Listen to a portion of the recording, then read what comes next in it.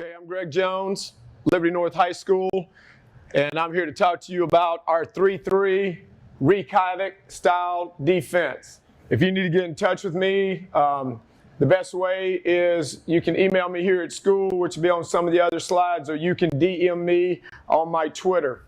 Okay, today we're going to talk about, go into mostly the philosophy and mentality of our defense. Now, if you heard me talk about our offense is called the goal rush. Our defense is called the blue swarm. And I think it's important that you give your units names, okay? Like instead of special teams, they're the special forces. Like the special forces of the United States and all that kind of stuff. We try to build that into the kids. It's a culture thing, but we give everything a name. So we never say defense, offense. We say goal rush. We say blue swarm. So again, just giving that identity. But today we're going to talk about our defense and our blue swarm, 3-3, okay, wreaking havoc, mentality, defense. All right, first thing, again, just going through the mentality of this. You got to come up with your standards, all right, and your goals and those type things. But number one, we want to create havoc, all right? We want to cause havoc, wreak havoc for offenses. We want to line different than anybody they see. We want to play with a different swagger than anyone they see. We want to try to punch the ball and create turnovers more than anyone they see, all right? So we want to create havoc. It's always about the ball, the ball, the ball. We're always trying to punch the ball out. We're always trying to create turnovers, and we're always trying to get the ball back to our offense, right? It's always about the ball. We preach that all the time, right? And then we talk about playing like a fist, right? It's important for our defensive kids to know that you don't go out there playing as individuals. You don't go out there like an open hand, because if you do and you're doing your own thing and you're doing your own thing, there's a lot of gaps in here, and like water's just going to run through it or sand runs through it. You got to come together and play like a fist. All right, you hit somebody with an open hand, it don't hurt very bad. But you come together like a fist and you punch them, all right, then it has a punch to it and it has something. So we talk to them all the time about being humble, be unselfish, and you are a part of a unit, right? You're a key part, but you are a part. So if they're not humble and they're not unselfish, it's hard for them to play for our defense, because as soon as you go out and do your own thing, you're going to leave your teammates hanging out to dry. So those are the standards, and we're always talking to them about it, and it's always on the cover of every scouting report we give out every week. All right, the expectations.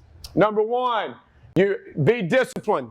Okay, do your job. And that's the difference between sometimes us getting a tackle for a loss and the offense scoring a touchdown.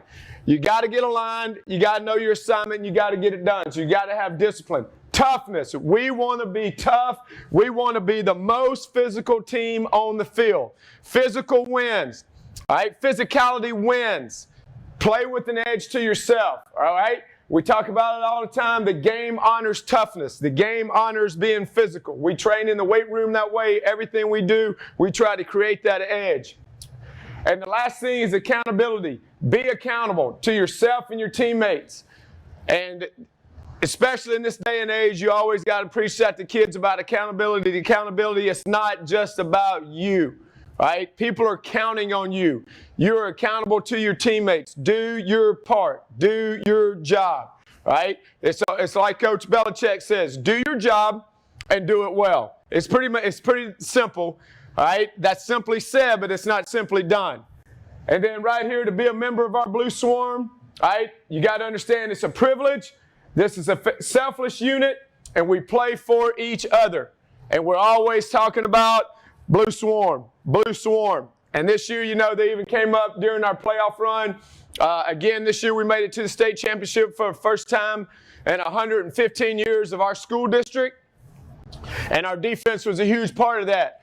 But, you know, during the middle of the year, we kind of showed them the Remember the Titan things. And, you know, on the song, on the movie Remember the Titans, you had the Everywhere We Go. Well, so our defense started that way. Everywhere we go, people want to know who we are. And then they go, we are the Blue Swarm, mighty, mighty Blue Swarm. So again, just creating that mentality. I don't care what defense you run, you got to have an edge to you. Okay? But that's kind of the things we're preaching to our kids from day one about defense. All right, so why do we run the 3-3-3 stack? Number one, Okay, and I know this is going to sound weird, but this is truly, one of the things that we try to do is make things fun for our athletes. And you can say what you want to, but I know people talk about numbers all the time. We don't have number problems.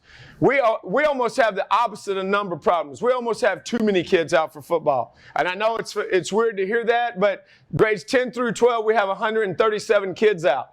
And sometimes it's tough to get all those kids playing reps between C team, JV, and varsity. But you got to make it fun. No one ever says, hey, let's go work football. It's let's go play football. But the kids like it because it's different, okay? And of all the things you can do out of it. It gives you the ability to give different looks, all right? Because your adjustments are coming with linebackers and safeties, you can give a ton of different looks because it's not where you line up. Once your kids understand the simplicity of this defense, it's not where you line up when the ball is snapped. It's where you're going to be after the ball is snapped. So you're going to get a ton of different looks to the offense, which makes it tough for them to block. It's easy to adjust to all formations, all right? If you're like us, you're going to see empty, you're going to see spread, you're going to see flex bone, you're going to see 12, you're going to see 21, you're going to see it all. So the nice thing for us, again, the adjustments are coming with the skill kids, all right? We're not having to shift a lot of linemen around. So it's easy for us to adjust to all the formations.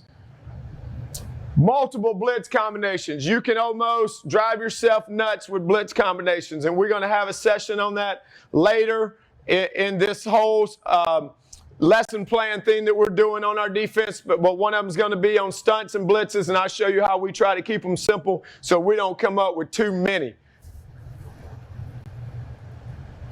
All right, pressure on the quarterback. We talk to our kids about it all the time. We never want a quarterback to feel comfortable.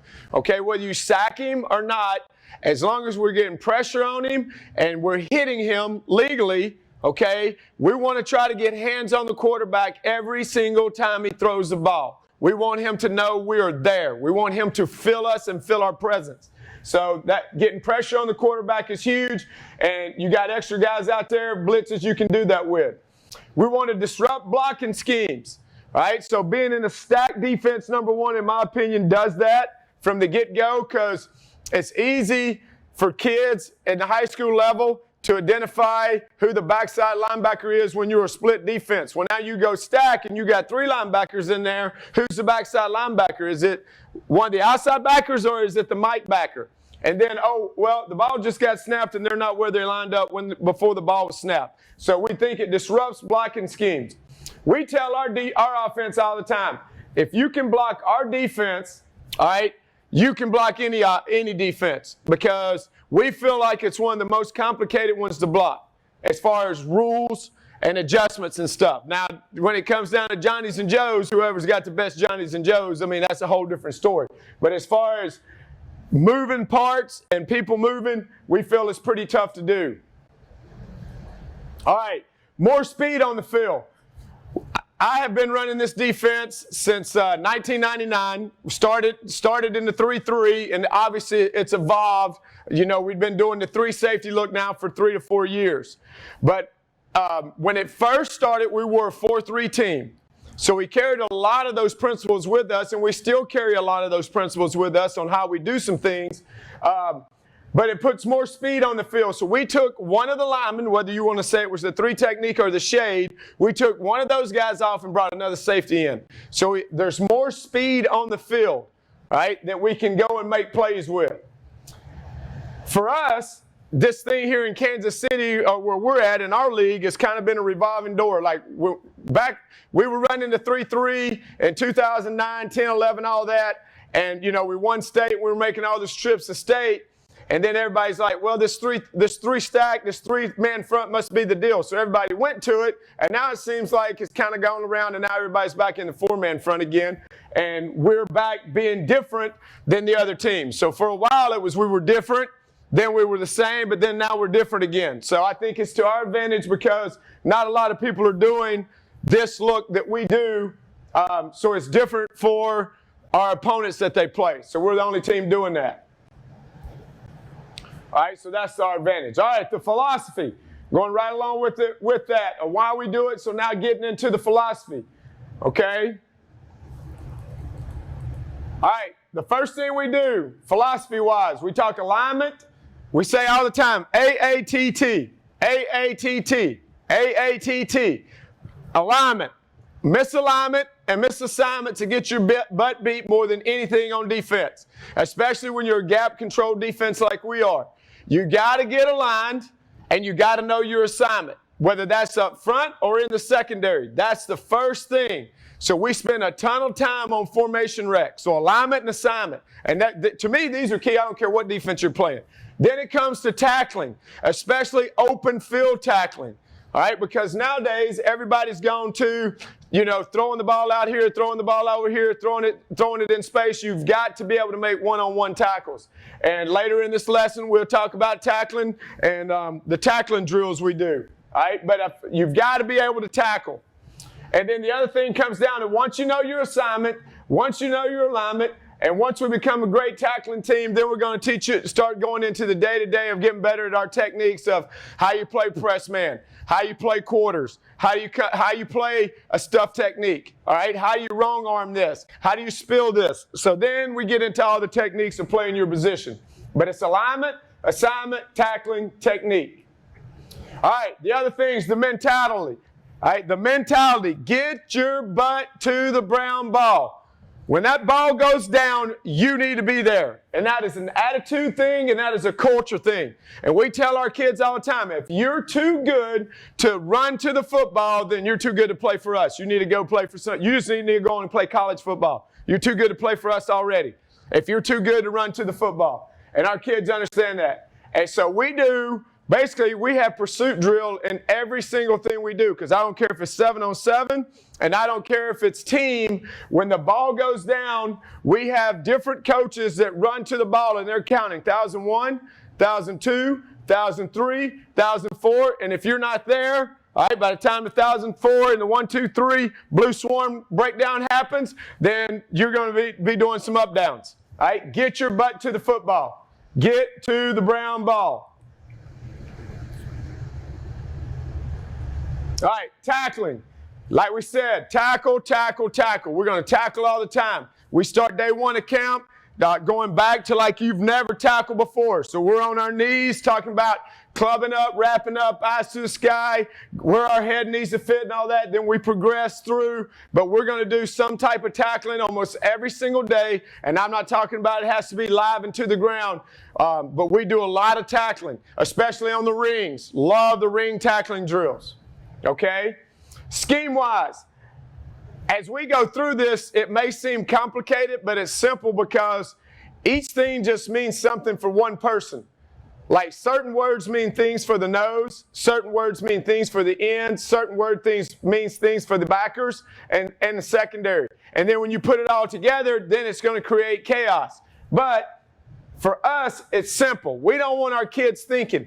If we move slow because we feel like if our kids are getting bogged down and they're having to think, if they're having to think, they're not able to play fast, and if not able to play fast, they're not going to get to the brown ball. So keep the scheme simple.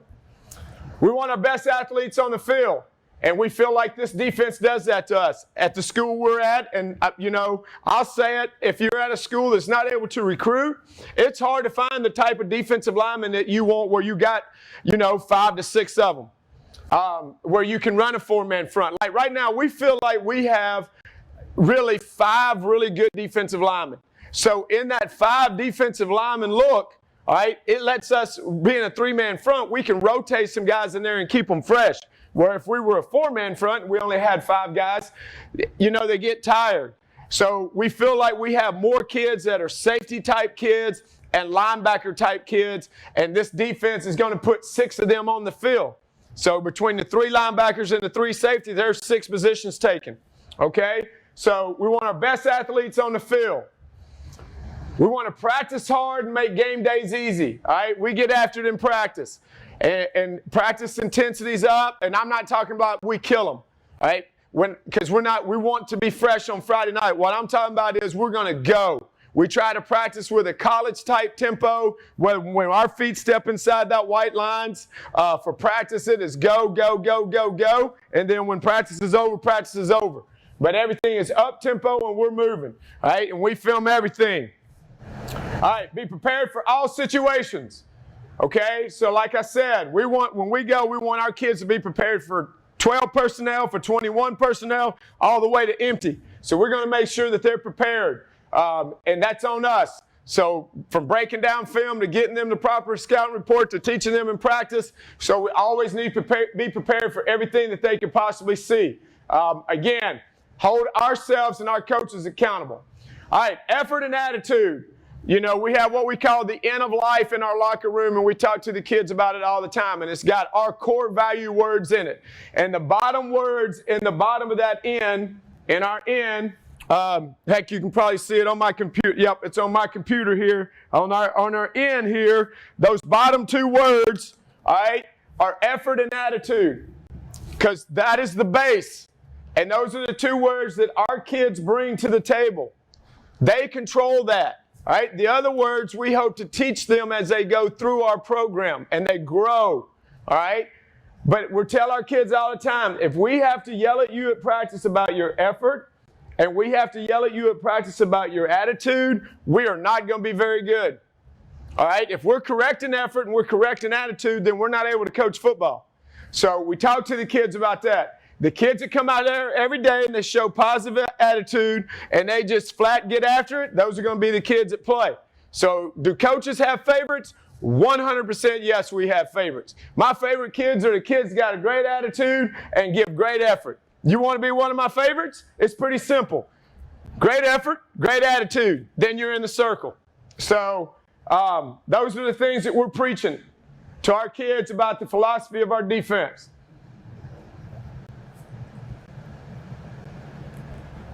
Okay, mentality.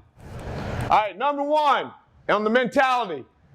Okay, we are going to play hard and physical, and we want to straddle the line between being cocky and being confident.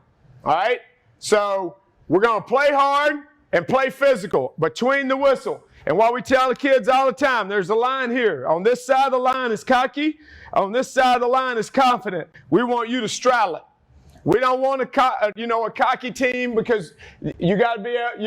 To me, there's a difference. But we do want to be confident. We do want them to believe in themselves. We do want them to believe in each other. We want to be the most physical team on the field.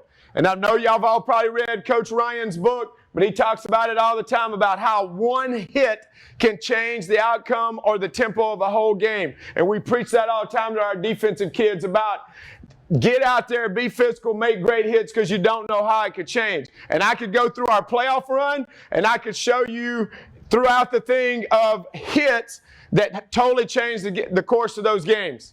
All right? So, firm believer in that.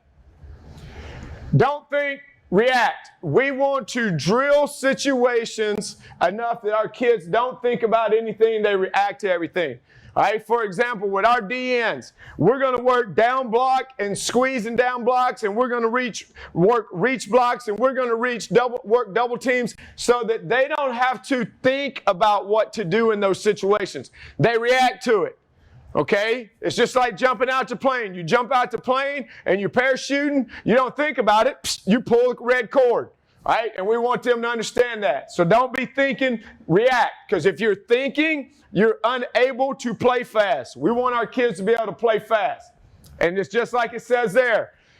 We want our kids, whether I'm the safety and I'm clean my cleats and I'm gone, and that's my reads and I'm off and running, that's what we want them to do so that they can play fast. All right? If you're thinking, you're not playing fast.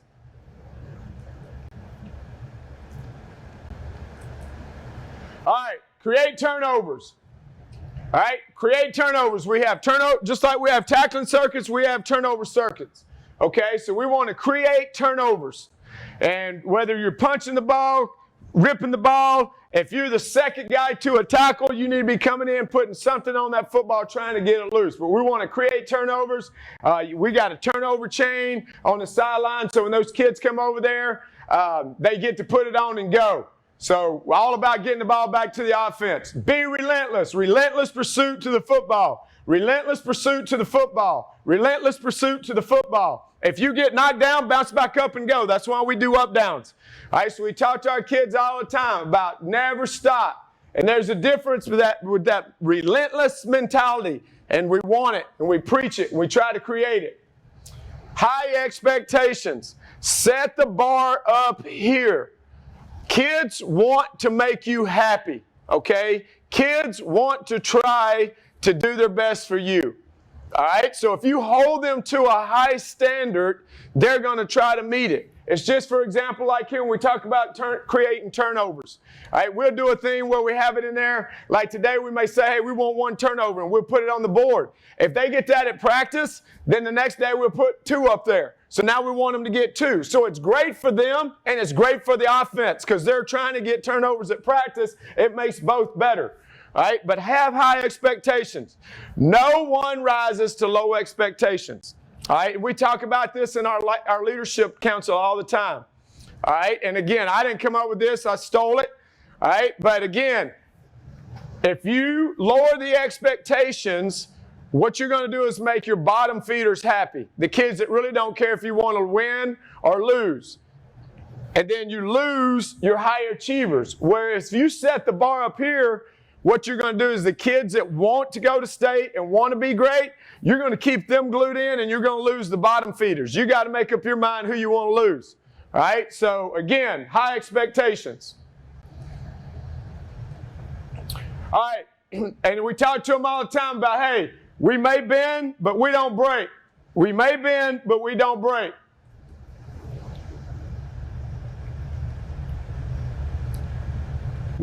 We may bend, but we don't break. If we give up a big play, all right? If we give up a big play, we reload and we go again. We talk about it with our kids all the time. Like if we give up a play and we get down and they get down in the red zone, we call the red zone on defense the money zone. This is when you make your money. This is when the hairs on your head should be standing up. This is when you should be excited. This is when the adrenaline rush should be kicking in. Don't let them in the end zone. The field is shortened. Now let's go to work.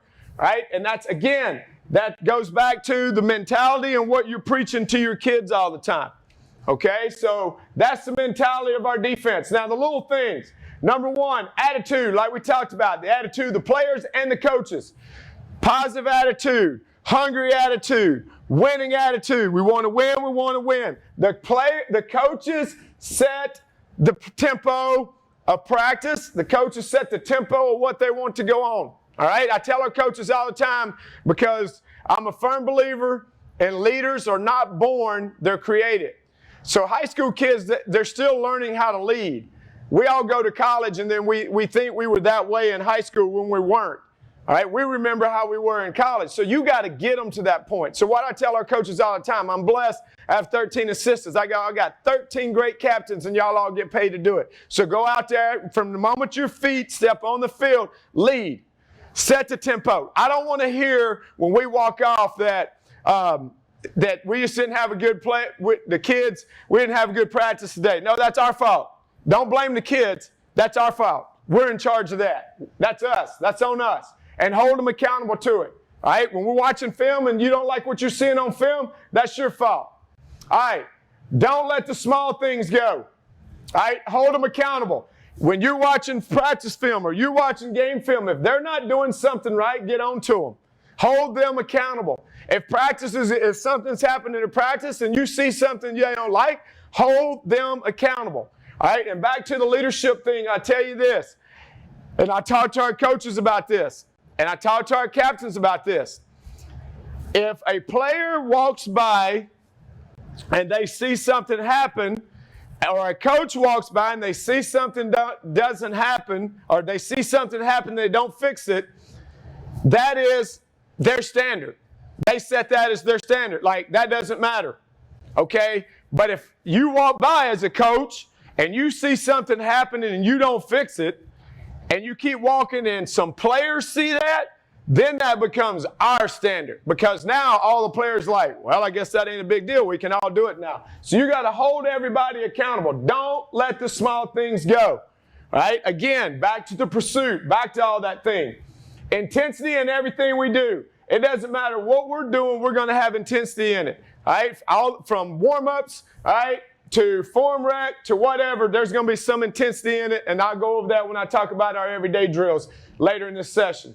Talk them up as a unit. I've already talked like that. We're a fist. We're not an open hand. We're not a bunch of individuals out there. We play together, all right?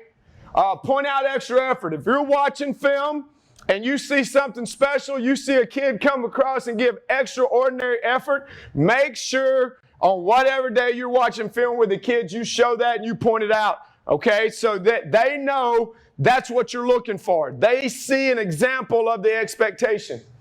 And expect and demand 100% effort. All right, you're going to, like I said before, you're going to get what you demand. They're going to do everything they can to try to make you happy, okay, because they want to play. They understand that.